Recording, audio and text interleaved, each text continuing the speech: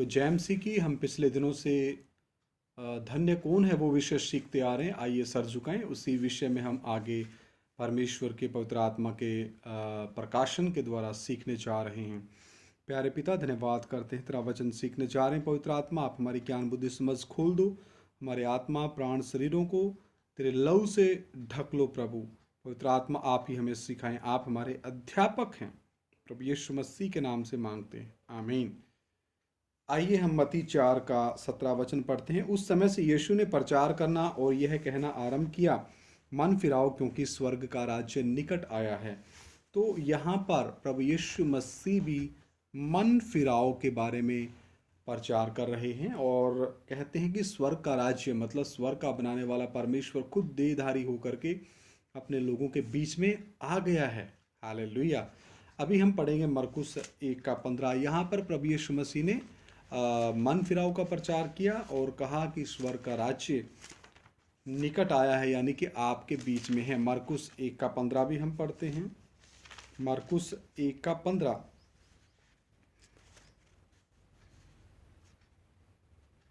14-15 में पढ़ना चाहूँगा। यूहन्ना के पकड़वाए जाने के बाद यीशु ने गलील में आकर परमेश्वर के राज्य का सुसमाचार प्रचार किया। देखिए मेरे प्रिय भाइयों बहनों, यहाँ पर वचन कहता है यीशु ने गलील में आकर परमेश्वर के राज्य का सुसमाचार प्रचार किया। देखिए यूहन्ना 1 अध्याय 1 आयत के अनुसार आदि में वचन था, वचन परमेश्वर के साथ था और वचन ही परमेश्वर था। और यूहन्ना रचित सुसमाचार 1 अध्याय 14 आयत के अनुसार वचन देहधारी हुआ। तो देह किसने धारण की थी? परमेश्वर ने, उस एकमात्र सच्चे परमेश्वर ने। तो यहाँ पर अपने ही राज्य, परमेश्वर के राज्य का सुसमाचार प्रचार कौन कर रहा है? देहधारी परमेश्वर कर रहा है। कितनी गंभीर बात है। हम पापियों को बचाने के लिए परमेश्वर देहधारी हुआ, एक देह धारण की। उस देह का नाम रखा गया प्रभु यीशु मसीह। प्रभु का अर्थ है मालिक, यीशु का अर्थ पाप से निजात देने वाला और मसीह का अर्थ पूरा पूरा छुटकारे का अधिकार रखने वाला। मस्सा करके, अभिषिक्त करके, नियुक्त करके भेजा गया। तो यहाँ पर परमेश्वर के राज्य का सुसमाचार प्रचार किया किसने? परमेश्वर ने खुद देहधारी होकर के अपने दूसरे व्यक्तित्व में, पुत्र के व्यक्तित्व में। प्रभु यीशु मसीह उस शरीर का नाम दिया गया। तो देहधारी परमेश्वर अपने दूसरे व्यक्तित्व, पुत्र के व्यक्तित्व में प्रभु यीशु मसीह यहाँ अपने ही परमेश्वर के राज्य का सुसमाचार प्रचार कर रहा है। और इस पृथ्वी के लोगों, मेरे भाइयों, मेरे बहनों, चाहे आप किसी भी देश से हो, किसी भी राज्य से हो, किसी भी जिले से हो, किसी भी धर्म जाति बिरादरी से संबंध रखने वाले हो, जो इस भाषा को जानता है, समझता है, आपकी आंखें प्रभु यीशु मसीह के नाम में खुल जाएं।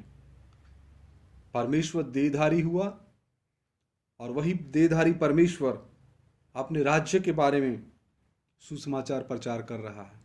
और आप क्या चाहेंगे? 15 वचन और कहा, समय पूरा हुआ। क्या कहा? परमेश्वर ने खुद कहा समय पूरा हुआ और परमेश्वर का राज्य निकट आ गया है।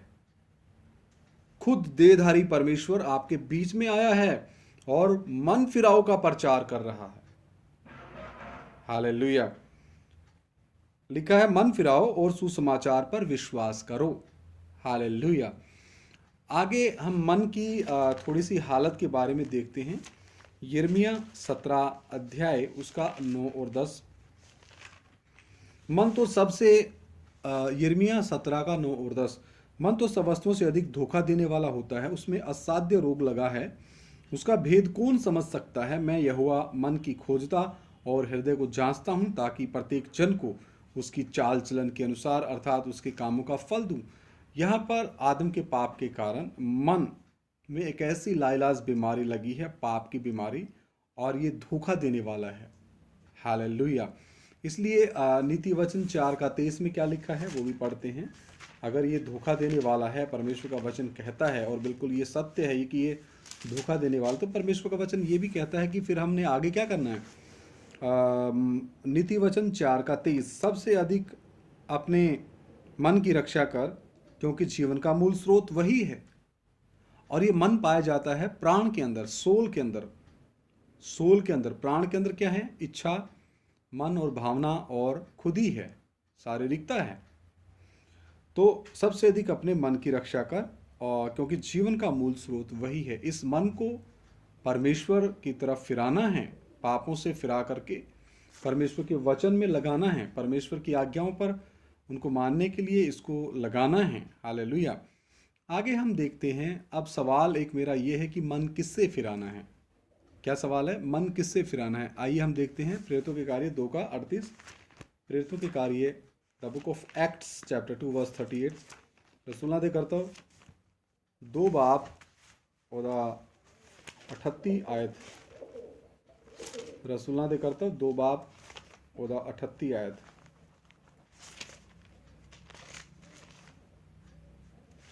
आइए आप भी खोलिए परमेश्वर के वचन को।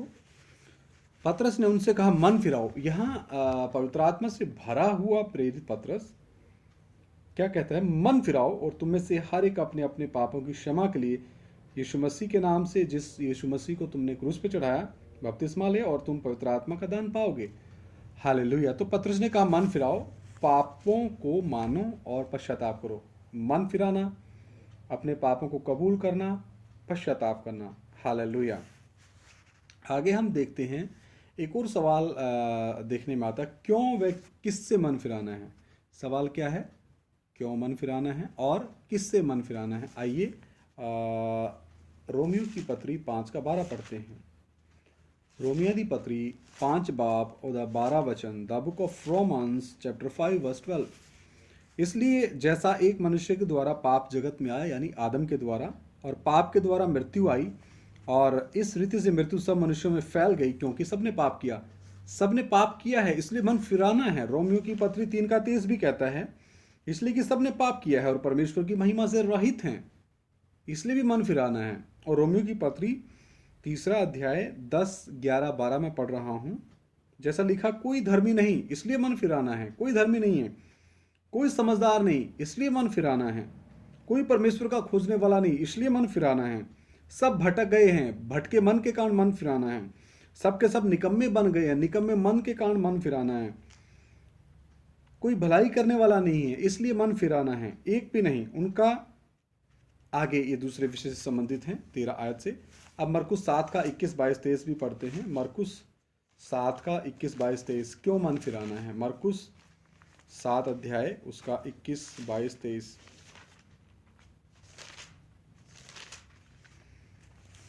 मैं 20 से पढ़ना चाहूंगा। मरकुस 7 का 20 से 23। फिर उसने कहा, यानी प्रभु यीशु मसीह ने कहा कि इनको चेलों को, जो मनुष्य में से निकलता वही मनुष्य को अशुद्ध करता है, क्योंकि भीतर से अर्थात मनुष्य के मन से। कहाँ से? मनुष्य के मन से क्या क्या निकलता है? फिर इसलिए तो मन फिराना है। बुरे बुरे विचार निकलते हैं, बुरे बुरे विचारों से मन फिराना है। व्यभिचार निकलता है, व्यभिचार से मन फिराना है। चोरी निकलती है, चोरी से मन फिराना है। हत्या निकलती है, हत्या से मन फिराना है। परस्त्री गमन, शादीशुदा होते हुए भी दूसरी स्त्री के साथ सेक्स करने की इच्छा, उसके साथ हम बिस्तरी करने की इच्छा, उसके साथ मुबाशरात करने की इच्छा, तो इसे ही मन फिराना है। लोभ, लोभ से ही मन फिराना है। दुष्टता से भी मन फिराना है। छल से मन फिराना है।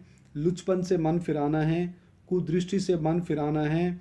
निंदा, कुदृष्टि मतलब जवान लड़की के ऊपर सेक्सुअल हवस, यानी कि सेक्स की इच्छा से लालसा रखते हुए उसके ऊपर गलत दृष्टि डालना, कुदृष्टि डालना, उससे ही मन फिराना है। निंदा से ही मन फिराना है। अभिमान, घमंड से मन फिराना है। और मूर्खता निकलती, मूर्खता से ही मन फिराना है। ये सब बुरी बुरी बातें भीतर ही से निकलती हैं और मनुष्य को अशुद्ध करती हैं। इसलिए मेरे प्यारे भाइयों बहनों, मनुष्य के मन से निकलने वाली इन तमाम गंदगियों से क्या करना है? मन फिराना है। अब गलातियों की पत्री 5 का 19, 20, 21 भी पढ़ते हैं। गलातियों की पत्री 5 का 19, 20, 21। गलातियों की पत्री 5 का 19, 20, 21। शरीर के काम तो प्रकट हैं। क्या है? शरीर के काम तो प्रकट हैं, अर्थात व्यभिचार, इससे ही मन फिराना है। गंदे काम, इससे ही मन फिराना है।